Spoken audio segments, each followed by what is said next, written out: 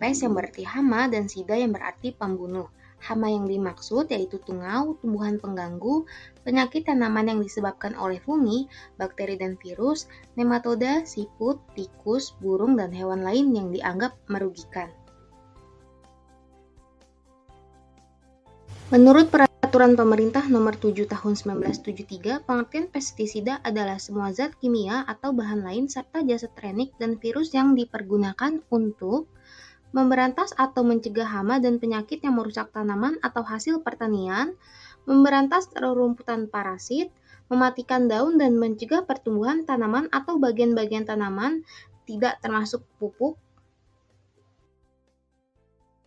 Kegunaan pestisida yang selanjutnya yaitu memberantas atau mencegah hama-hama luar pada hewan peliharaan ternak, memberantas hama pada air.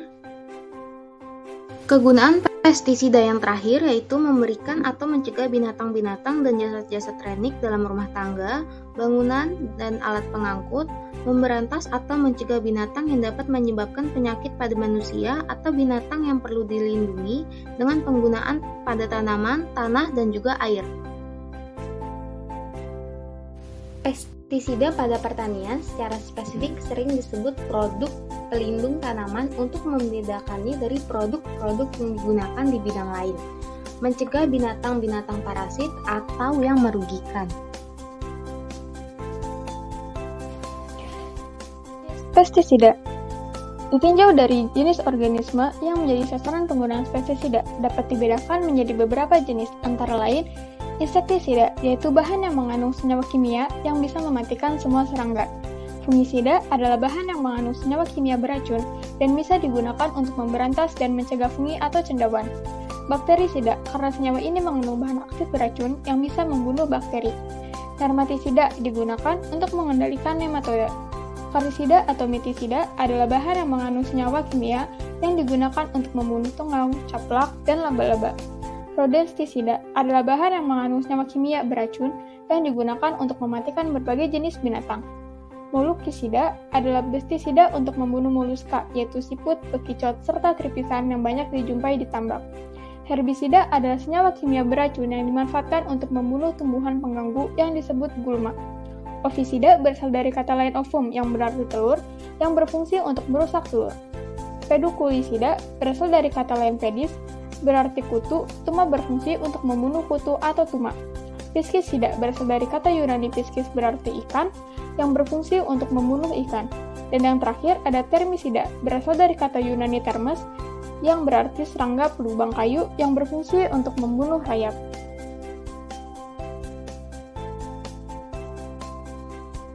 Berdasarkan sifat dan cara kerja racun pestisida. Untuk yang pertama ada racun kontak. Pestisida jenis ini bekerja dengan masuk ke dalam tubuh serangga sasaran lewat kulit atau kutikula dan ditransportasikan ke bagian tubuh serangga tempat pestisida aktif bekerja. Lalu untuk yang kedua ada racun pernafasan atau fumigan. Pestisida jenis ini dapat membunuh serangga dengan bekerja melalui sistem pernafasan. Yang ketiga ada racun lambung.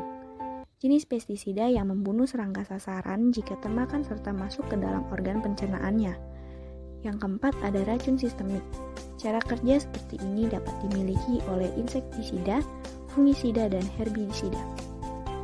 Racun sistemik setelah disemprotkan atau ditebarkan pada bagian tanaman akan terserap ke dalam jaringan tanaman melalui akar atau daun, sehingga dapat membunuh hama yang berada di dalam jaringan tanaman seperti jamur dan bakteri.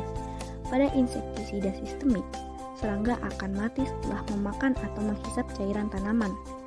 Untuk yang kelima ada racun metabolisme. Pestisida ini membunuh serangga dengan mengintervensi proses metabolismenya. Yang terakhir ada racun protoplasma. Ini akan mengganggu fungsi sel karena protoplasma sel menjadi rusak.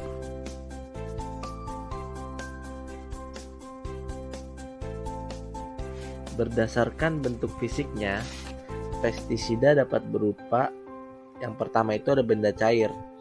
Pestisida cair adalah pestisida yang memiliki bentuk sesuai wadahnya. Sifat-sifat pestisida cair yaitu 1. Bentuknya mengikuti wadahnya. 2. Volumenya tetap. 3. Permukaan benda cair selalu mendatar. dapat mengalir ke tempat yang lebih rendah. 5. Menekan ke segala arah. Contoh dari pestisida cair adalah pestisida MSG 3. Yang kedua itu ada pestisida padat. Pestisida padat adalah bentuk wujud pestisida yang memiliki wujud padat dengan massa dan menempati sebuah ruang atau berada pada volume ruang tertentu. Contoh dari pestisida padat adalah kamper atau kapur barus terkhusus untuk pertanian. Yang ketiga ada aerosol.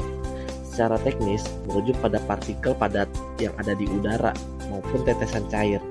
Dalam bahasa sehari-hari, aerosol merujuk pada tabung semprot aerosol maupun isi tabung itu. Istilah aerosol berasal dari kenyataan bahwa bahan yang melayang di udara adalah suspensi. Contoh dari pestisida aerosol ini adalah baygon.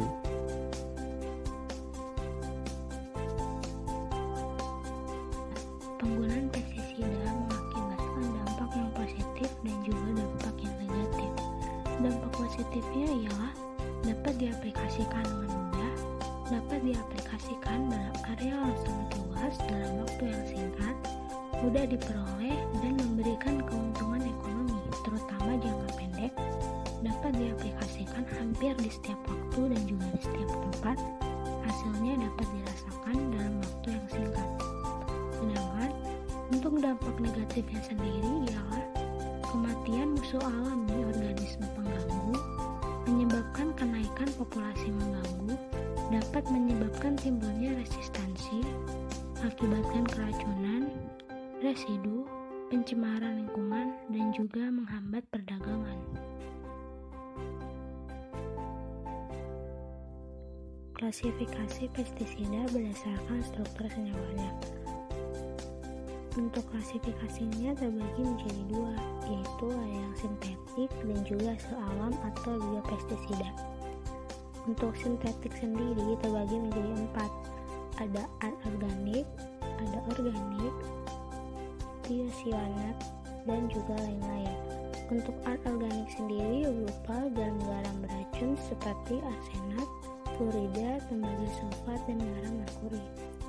Untuk yang organik terbagi menjadi 4 lagi, ada organoklorin, ada heterosiklik, organofosfat, dan dinitrofenol. Untuk semua pestisida yang berupa organoklorin biasanya suka terurai oleh faktor-faktor lingkungan dan juga bersifat persisten.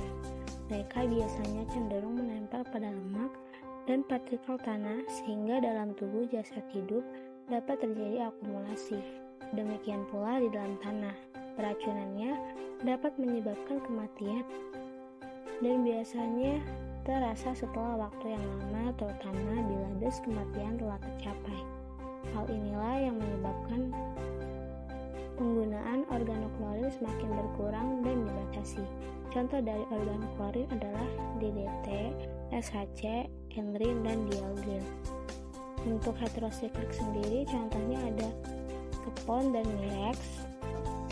Untuk organofosfat dan karbamat biasanya itu bersifat perintang CHE atau enzim choline esterase. Enzim ini berperan sebagai penerus rangsangan saraf.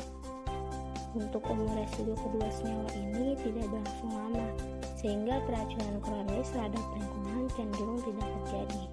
Karena faktor-faktor lingkungan mudah menguraikan kedua senyawa tersebut menjadi komponen yang tidak beracun, sehingga bahaya yang ditimbulkan tidak berlangsung lama. Contoh dari organofosfat dan karbamat adalah chlorpyrifos, karbofuran, SPMC, dan prevonosfos. Yang keempat ada dinitrofenol, contohnya ada Dinex. Yang ketiga ada tiocyanat, contohnya ada letan. Yang keempat ada lain-lain. Maksud dari lain-lain di sini contohnya ada metil bromida.